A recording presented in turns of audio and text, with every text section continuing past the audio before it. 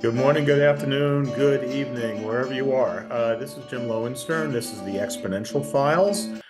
We do this every week with a influential, usually real estate broker or agent, sometimes with EXP, sometimes not, but usually with EXP. And this week, I'm very happy to have as my guest Jennifer Jones from Canada. And I believe this might actually be the show's first Canadian agent. We've had agents from India, Spain, Wow. France, Italy, agents that sell property in Costa Rica, even though we're not open there, Mexico, um, but not Canada. That's so odd, and we're so close. So, Jennifer, you're in Ontario? Yeah, so I'm South and Central Ontario. I run a team of almost 50 agents here. Well, welcome to the show. So we're going to cover all things Jennifer, all things EXP, all things real estate, and we're going to try to do it all in 30 minutes. So I'm going to put the stopwatch on it. Uh, let's start with like how many years you've been in the business, what happened in the beginning, who did you work for, and how did you end up doing what you're doing now? Sure. So I've been in real estate. It'll be 10 years I'm licensed beginning of February. So had a great deal of success my third year of real estate, did over 1.1 million gross commission income on my own, and therefore needed the team in order to service the clientele that we had. At that time, we were with Keller Williams. It was amazing. It was a great company.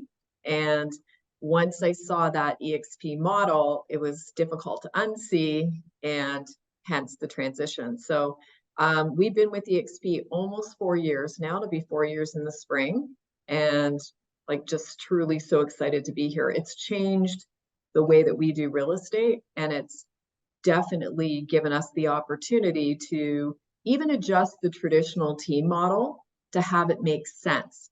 Whereas a traditional team in a regular brick and mortar brokerage, they typically will grow up these amazing agents. They'll take on newer agents and create these incredible people, bring out all their talents. And then typically what would happen, Jim, like with those agents, what happens when they get really awesome? They go out and they do their own thing.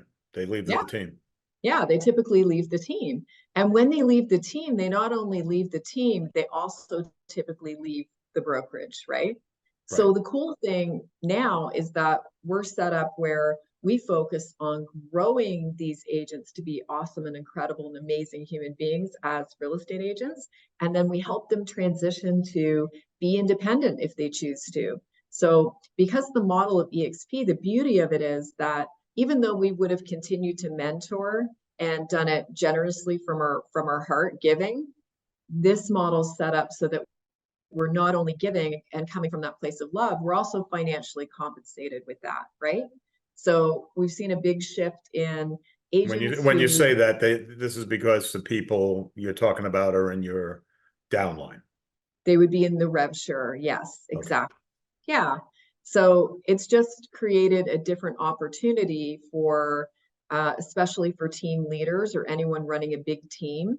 This creates a different opportunity for helping agents grow while still maintaining them as part of our world where you don't have those severed relationships that tend to happen in a brick and mortar. So let's go back to KW for a moment. So when you were with KW, did you have a team there? I did. So at the time I left, I had 28 agents on the team. Okay. And how would you describe to our audience, maybe there's a real estate agent out there that doesn't understand the EXP model and might know about KW or might not, but how would you explain the difference? Well, I think the difference for me was that um, profit share, Keller offered profit share, and I know they're changing that model right now. But at the time, so with 28 agents and they were all producing, we were the biggest producing team in that brokerage. We're number 2 in Canada at the time. I walked away in my best year with Keller making $10,000 for the year off my agents, right? And now I'm mentoring them and all of those things. When I moved to eXp, I immediately took that same group of people and now made, it was about 40,000, 40 to 45,000 off those agents the first year. The other interesting thing was And that that's just the rev share, that was just the rev share. And not then the counting cool thing, no, stock awards. not even going into stock awards. So simply through the rev share model, my But if I'm doing the math, the stock awards would have been over $10,000. Well, in today's, well, actually, no, it's the same anyway. yeah, So, yeah, and when you joined, there was like a third as many agents now, and actually yeah, the stock price was probably higher. it is right. It is because it was 650 when we joined, and Oh, right now I okay. think it's sitting around $14, I think. Okay. So the other cool thing was that this offered an opportunity for all our agents to own the company that they worked for, right? So when they joined, they got stock. When they capped or did their first deal, they got stock. When they capped, they got more stock. If they, through natural conversation with another agent, were asked, hey, how's eXp? How do you love the company? And they say, it's so great. And they help bring that agent over. Again, they benefit through stock when they join and then when they do their first deal and when they cap. So there was that aspect, plus the fact that I just want to state that the facts. I don't believe you get stock when you join. It's on your first sale. okay, no, I thought you got something when you joined, but we'll double check. I'll double check. Unless that's changed, because now first sale, when you cap, Okay, well, when the agent you brought in uh, does a first sale, they get money on their first sale and when they cap and when they icon. okay, yeah. So clarification, perfect.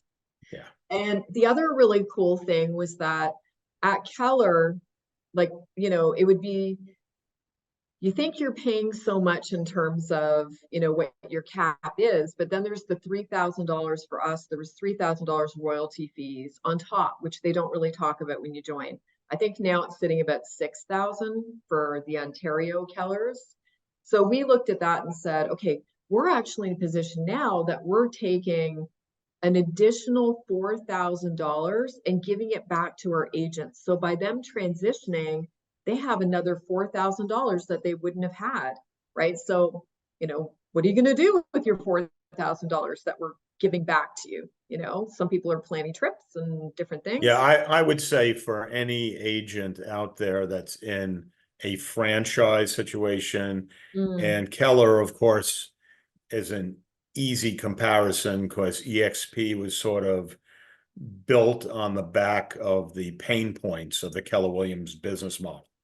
That's These right. are these are the limitations, these are the costs, these are all the limitations. We're going to eliminate all of the pain, All of the pain. all of the frustration, lower the costs, increase the upside. So how would you describe, if you had to describe the Keller Williams business model, and then you have the same opportunity to describe the eXp business model, I'd love to hear that. To me, there just is no comparison because, and I looked at going independent, and I know that's what you had done. You were independent when you joined, right? Right. So it'll be interesting to see what opportunity you saw, because for me, I looked at it and said, oh, maybe I should go independent, and I had all these big brokerages, looking for us to franchise. We were being courted by a lot of different companies. And I looked at that and said, okay, I'm going to own this company, but I don't have the liability of now running that with trust accounts and hiring brokers and all of these things, right? So to me, this was like the perfect opportunity to where now you're an owner, but you're an owner without the liability. And the best part is the collaboration amongst, especially those high producing agents. Like the relationships that I have at eXp are completely different than the relationships I had at Keller. At Keller, it was like, you pay to fly down to meet with Gary Keller 4 times a year in his top 200, and you're in his Facebook group, right? That's what you get. You may get a photo op with Gary, but that's it. Gary doesn't walk through groups, down at family reunion or mega camp. So this is just a different experience. Like, you can walk up to Glenn anywhere and say, hey, what stocks are you investing in currently? Like, what book are you reading? What do you think of this? What do you think of that? So the opportunity to, be with not only an incredible founder, but the whole leadership team that they have, and top agents from all over the world. Like tonight, I'm having dinner with two amazing agents from the UK, right? I'm going to South Africa to go speak on stage at Build 24 for Steve Johnstone's event, right? So even when we ran the first Toronto, it was the first Canadian rally. So that's kind of a celebration of all the amazing agents that we have.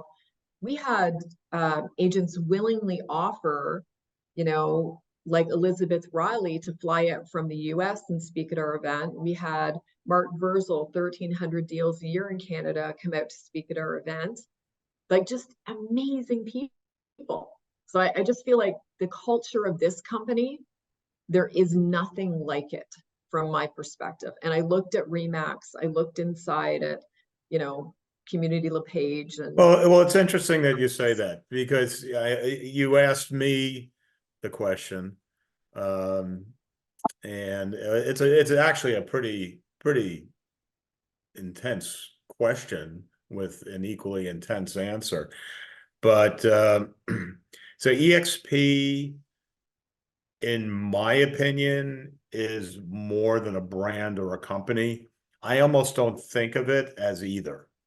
I think of it as a business model that answers all the questions for an ambitious real estate agent. I mean, if you're going to do a few deals a year, you're part-time, EXP, I mean, one of our first shows, we had an agent from New Jersey that actually was a Keller Williams agent, and she was told, don't waste your time getting listings, just work with buyers. And we're like, what? What kind of advice is that? That's the worst advice I've ever heard. Well, she left. She was an icon agent the first year she was in the business. Obviously with EXP, that's where you're iconing. So it's just a whole different level. So for me, 70 agents, 7 offices, some virtual, some physical. We were actually using EXP recruitment methods. I mean, rev share and all that.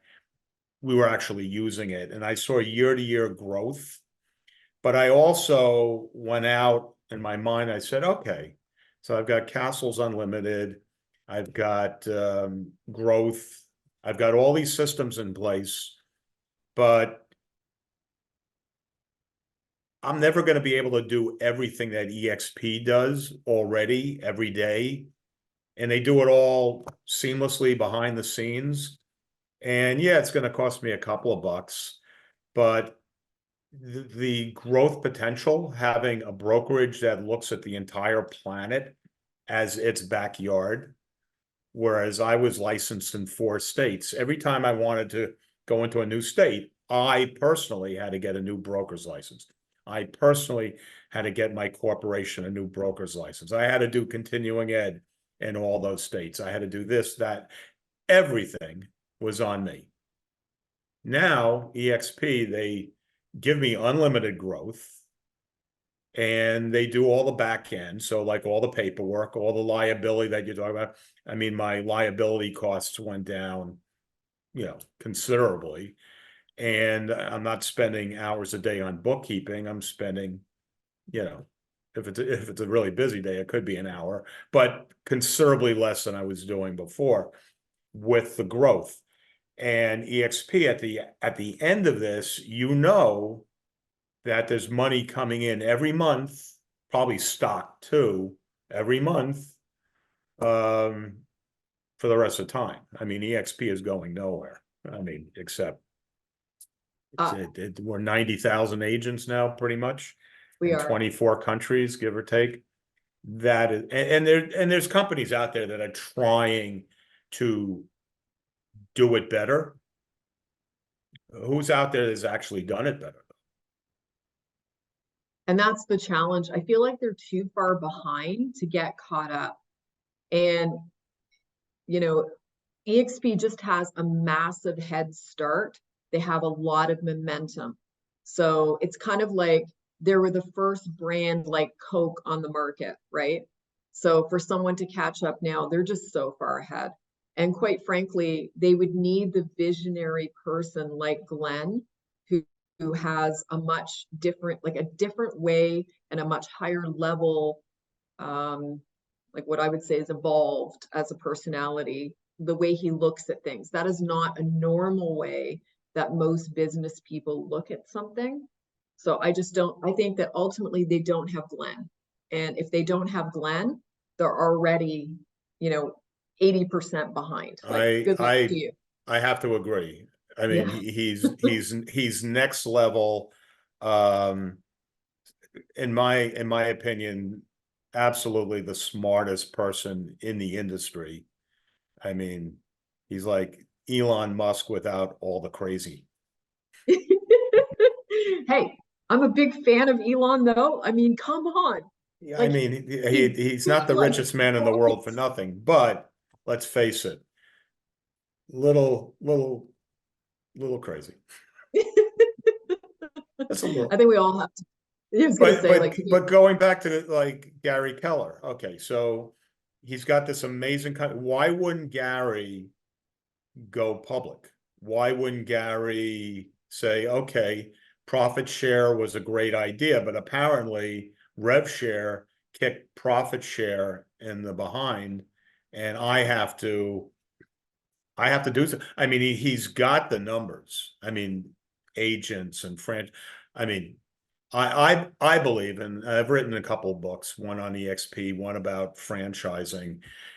I believe franchising in this industry at this point is a weakness. And agreed. the companies that are franchised have sort of painted themselves in the corner. They can't undo what they did. They can't unring this bell. So it's almost like Gary Keller, in order to compete against EXP, would have to start a new company separate from Keller Williams. And it's interesting that you say that because even towards the end, sitting in his, you know, his private 200 group, he was talking about the fact that as they went into new companies, they were doing a rev share model. So obviously, like they referred to EXP as like Donkey Kong and stuff like that, right? I love Glenn Sanford's comment, even it was months ago when the stock took off and went up to like 24 bucks. And he had tweeted out, it looks like Donkey Kong has turned into King Kong, because ultimately that's what it is, right? So yeah, it's, and the franchise model, ultimately, if you have two Remaxes or Royal LePages, those offices are owned by different owners, even within the same community. They're all fighting over the same agents. They're recruiting from each other, right? This is not like a collaborative group working together. They're thieving off each other. So I just don't see how that model would work. And I remember even, you know, looking at these different models that of companies that came to us asking us to open. And I would say, well, what do I do when I want to, you know, move into that area? And they'd say, oh, well, you won't be able to because so-and-so owns that. It's like, And yeah, with EXP, you're basically worldwide already. yeah. Well, even we just bought an Airbnb down in Florida. We ran it through an EXP agent. And I was, you know, I took a 25% referral on it. That was paid right back to me through my Canadian EXP, right? Like, it's just amazing. You could do business anywhere in the world and you're being paid by one company, right? I mean, that's incredible. It's just incredible. So Jennifer, let's talk about, you have a branch office, of an actual physical office, correct? Yeah, so, and I wouldn't, except for the fact that we own the building. I actually don't believe you do need an office like that. We have access to Regises that are all over the place. And even when I go have meetings with other teams that we're looking to bring on, who are looking to expand their horizons, we go meet them in Regis offices. So for our office, we even have, I think there's only one or two people that pop in there and work physically. Everybody else, even on the management team, is remote, right? So I don't feel there's a need for an office anymore. Again, it's only because we own it. And we also have some residential tenants in that building. Okay, well, so let's say you're talking to an agent and the first thing out of their mouth is, where's your office? That's their question. Hmm. So You have an office, but they look at EXP, sometimes they say, well, you've got EXP World, you're in the metaverse, it's a virtual company. Um, that doesn't work for me because I like to go to the office. I laugh because the truth is, where do most productive agents spend 95% of their time? It's in a car. I always say my car is my office, right? Like if you're in these areas, not in a city center, we spend vast majority of our time driving around. So I look at this as, you know, I can pop in, I can listen to the top agents from all over the world in Icon Auditorium through eXp World, the app, right? I can listen to those. I could have my laptop, go sit in a Starbucks, talk to people, create business and beyond in eXp World, learning from, like, these are the top, right? Like Icon Agent, you need to be producing like 500,000 plus generally to be in that club, right? We have gazillions of them at eXp and they're in there giving back, right? As part of the Icon Award, they're giving back in the auditorium, and you can go in there for 80 hours of training, live training a week. I mean, where else do you find something like that? The truth is that for most brokerages, you're just being trained hyper local. And I used to train, right? I was at the top of the food chain for our brokerage. I would willingly go in and for free train because that's the personality I have. And then I kind of wondered, like, who trains me? Ultimately, I would have to go and fly down to Texas, to Austin, to go and shadow one of the biggest teams that was down there to come back and then like have all their models and systems and figure out how to implement. Now I can jump on a Zoom with anyone. Here you're in, you're in Boston, right? And we're on this call. We could pick each other's brains and get all kinds of information, right? Same with being at eXp World. We've had amazing trainers come on and train in eXp World, top level coaches, just like the coolest people. For other brokerages, you've got me. So the physical office is really a thing of the past. It's a thing of I the mean, past. I feel and like certainly COVID. prove that, right? Even clients, they don't necessarily want you physically with them. There are some people, maybe they're a high eye on a disc that wants you physically there, but the vast majority of people don't actually want you around. They want you to get it done, right? They don't want you coming back and sitting with them and socializing. They want it done. They hired you to do a job to sell their home. Just go and sell it, right? So I feel like this nonsense of an office, even as a high producer on my own, even before having team, I didn't work in an office. I might be in my home office printing something or scanning something, but with technology now, you can basically do everything paperless, right? I just think So, it's a way of do the you past. so Jennifer, do you sort of feel like when you speak to agents, there are agents that get it immediately and you spend time with them, and then there's agents that you just think, I'll give them a little time, try to explain it to them, and here's my book, go to my website, these are my numbers, and I can probably bring you to the promised land too. But it sounds like you're happy with we'll call it the traditional or the old way of doing business. You know, the new way will, I don't know. you'll get it eventually. Maybe it's too soon for you. Not I to be like, condescending to them, but I feel like Brent Gove said it best. Run to the ones that are running to you. Don't run after the ones that are running away. And right. so I feel like your vibe attracts your tribe. And what I've been creating and where we're going for 2024 is creating a massive organization of high producers, people who want to be high producers, who are also like super excited to collaborate, learn together, grow together, have fun together, spend time together, virtually and in person, and just change the industry. So I found that by, being that person and putting that out there, through even YouTube shorts, TikTok, Instagram stories, things like that, by sharing who I am authentically, I'm attracting all these amazing people that are looking to do the same thing. So I'm not really, if I have to convince you, then either A, I haven't explained it well enough, right? And then it's like, what DNA do I have on this? How can I improve the way that I'm communicating this? Because clearly there's a gap, right? We're not communicating properly. But I think ultimately, if someone keeps going down that road where that's what they're married to, then they're not going to see the big vision of what EXP can do for them or where we want to be. And we certainly don't want to spend time with small-minded thinkers.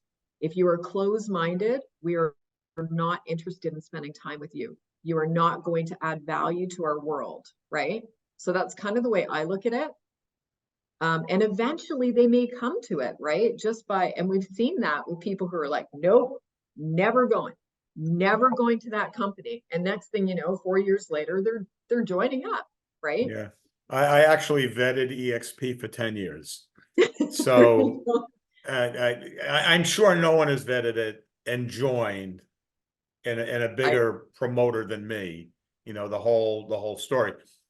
300 agents worldwide, just US and Canada. I was on a Citrix go to meeting call with Glenn, where he wow. spent the whole time, and the only way I was introduced to it was a folded up like cheap mimeograph. I mean, it was the worst brochure I've ever seen that had rev share. And I took a look at this and I go, 3.5%, I'm getting 40% on a lot of my broker deals, associate deals and everything. I said, this is ridiculous. I mean, good luck to them. And then he spent his whole time really going over EXP world. And it looked like the Sims game, and I go, this isn't going to work for me. So what was it that finally, like, let's say we have independent brokerages out there of, over 100 and, really big teams. From your perspective, what was it that you finally saw? What clicked that had you make the I, move? I I don't think I fit the mold, so I can't speak for, and I was a franchisee at one point also. That was the first book I wrote, Your $1 Million Wow. Year in Real Estate, which broke down the industry and explained why franchises are the devil's work. Your $1 Million Month in Real Estate is what I wrote about EXP. And that book wrote itself, like literally wrote itself in 60 days, out the door, published in 6 months. I think it was just the overall business model that I didn't just sit on it for 10 years. I actually used that business model for several years to see Wow. how it would integrate, because I had other business models. I did a radio show, and I had the CEO from Exit Real Estate on one of my first shows, and I used the exit model for years. And the whole thing about Keller Williams and EXP was, oh, that's multi-level. People don't like MLMs and all that.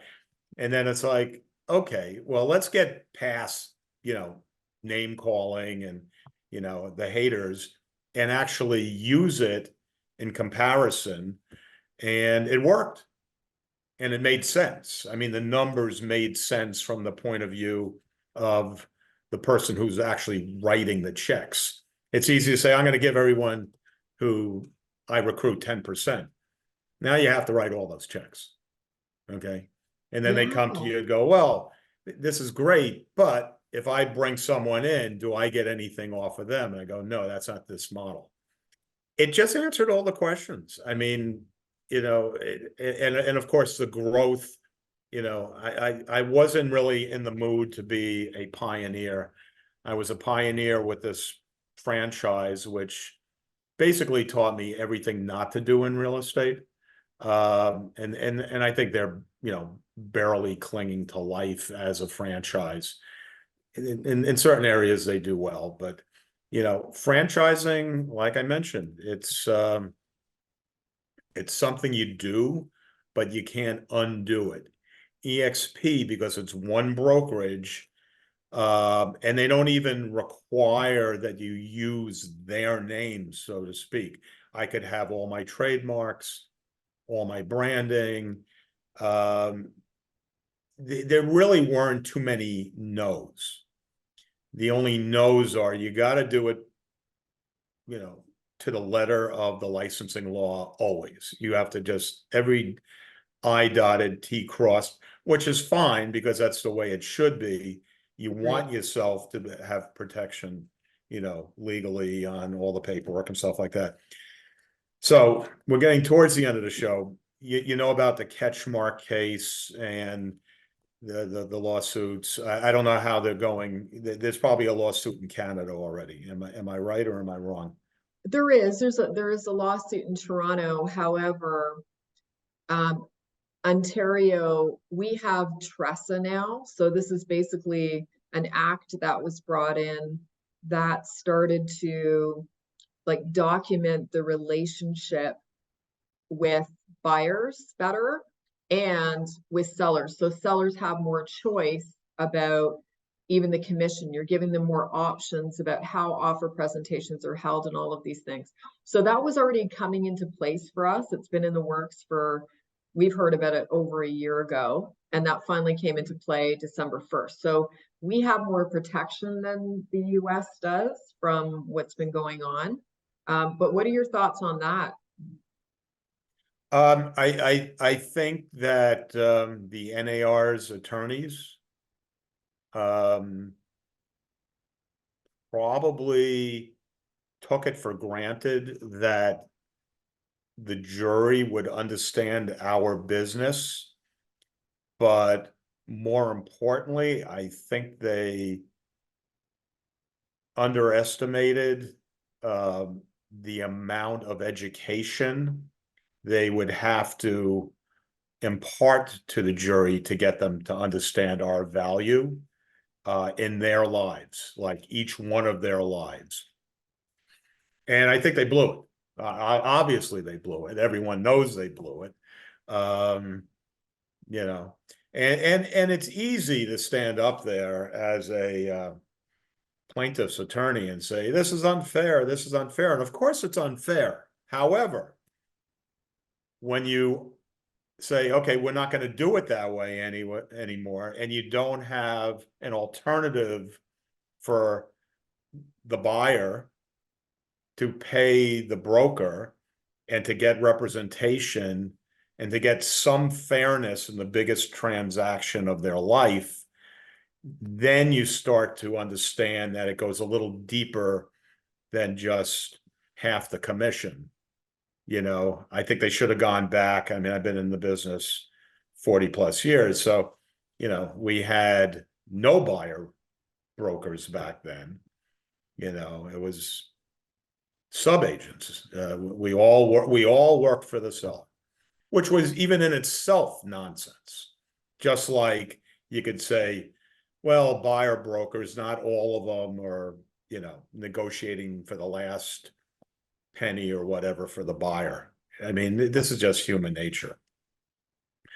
So hopefully they get not better attorneys, but better witnesses for the defense in the next trial, the appeals, because they're going to have to educate everybody to the degree that they understand what we already know, which is it's important for both sides to have somebody on their side. And they're not really paying extra for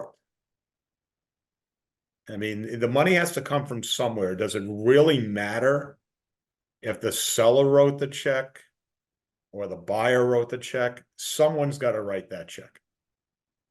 Yeah, and it all comes out in the wash in the end anyway. Even if the seller isn't paying it, if that's across the board, you're going to see an adjustment of price, right? Based on that mental reasoning of, well, now as a buyer, I have to pay this, or a push to negotiate that the seller pays it, right? So yeah, it'll be interesting.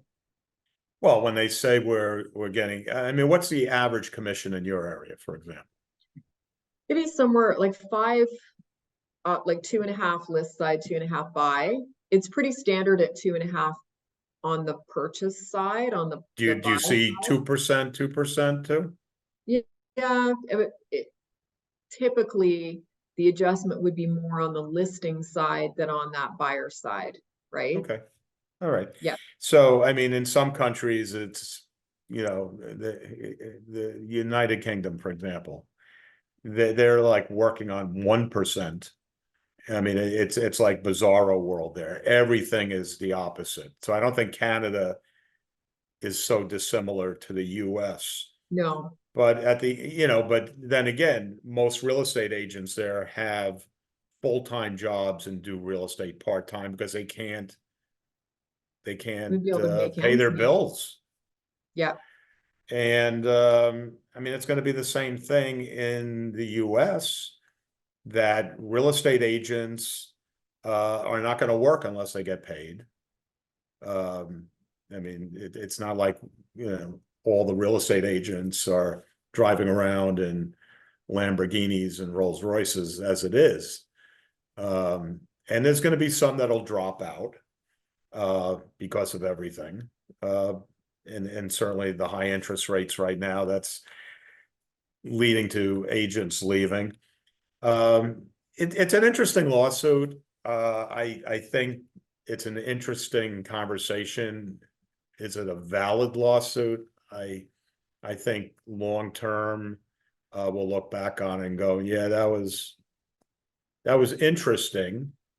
It made us sing for our supper.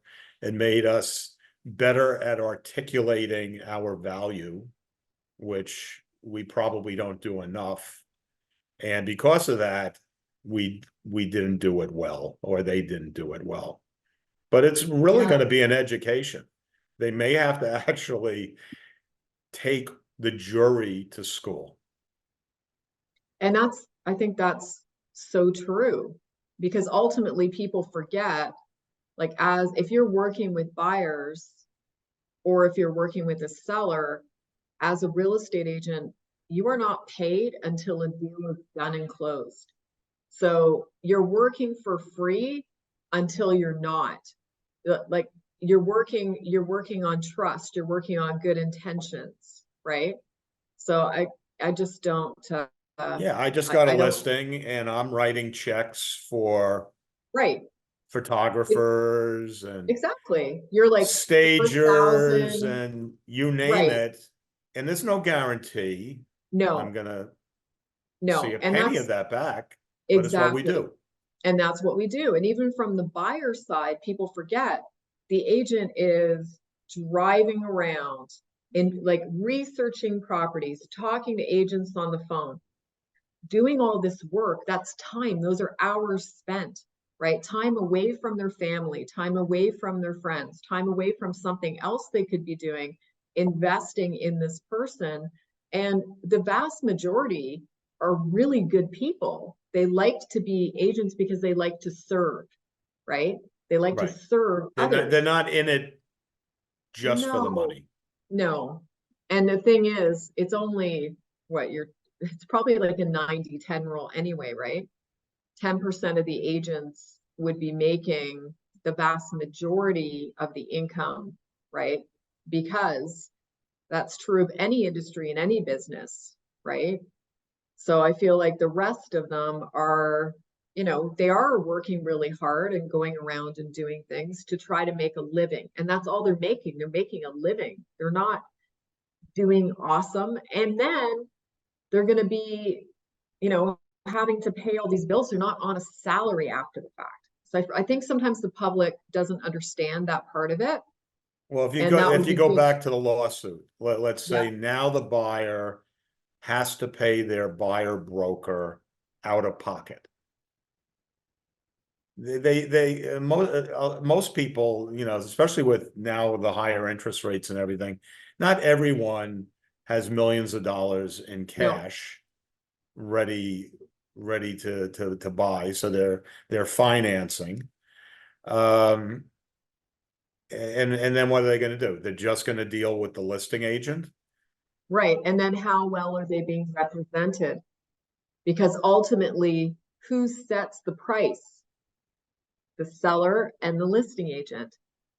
Who is the person that goes and searches all the comparables and finds out what's fair from a purchase price? Who is the person that puts in the clauses to make sure they're protecting the buyer? To make sure, like even in waterfront areas, if you don't know what you're doing, like in Ontario, and I'm sure everywhere down in the US as well, but in each area, there are certain things that you must know, or you're potentially putting your client at risk. So if now you become a part-time agent and you're trying to, you know, make sure you're protecting everyone, there's no way that you could be doing that well. And then add in like your relationships, those inspectors that are so great, those asbestos specialists and mold specialists and city planners and all these things. We have all these relationships with those people, right? And Well, that's think because about it. we're full time. Think about it. So there's no buyer broker now. It's just the buyer who can't afford the buyer broker dealing with the listing agent. The listing agent probably begrudgingly answers their questions, takes their call. It's like, who is this person? I don't know who they are.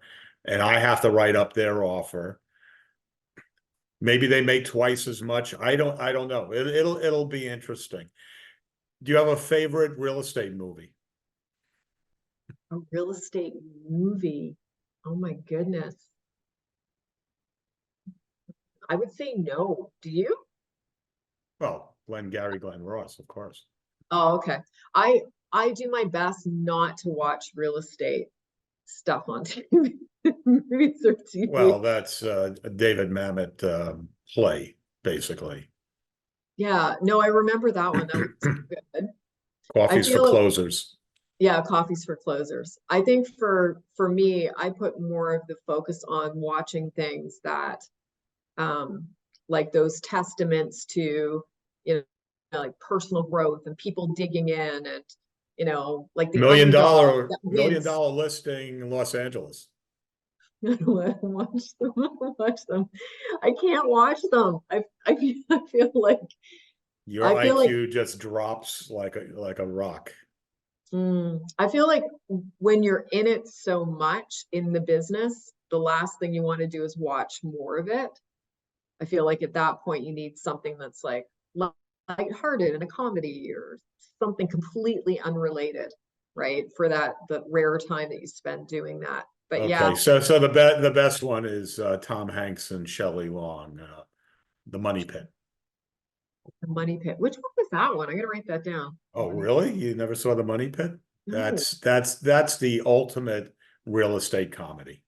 That is it. Okay. I'm That gonna look that one up. when Tom Hanks goes through the floor in the bathtub laughing, best movie moment That's since awesome. Coffee is for Closers.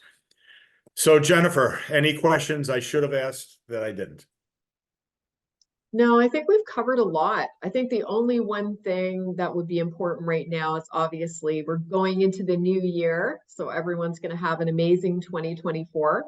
And just that reminder that ultimately what you're believing about your success is ultimately what you're creating, right? So your inner thoughts and what you're speaking over 2024, you need to speak over it as if it already is, right? I'm so grateful for all the incredible buyers and sellers who transact with me quickly and easily. They have a generous nature, they're kind and lots of fun.